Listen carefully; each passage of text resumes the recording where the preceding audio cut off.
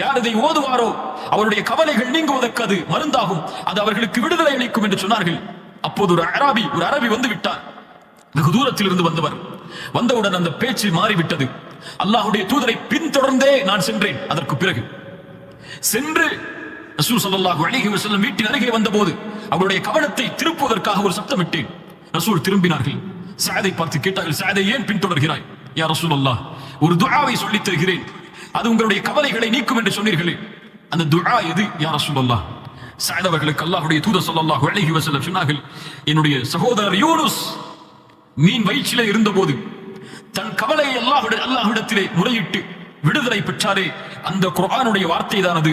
லா இலாஹ இல்லா அன்த சுப்ஹானக இன்னி குன்து மினல் ஸாலிமீன்.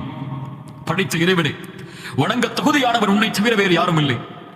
லா இலாஹ இல்லா அன்த் சுப்ஹானக், நீ பரிசுத்தமானவன், நாங்களோ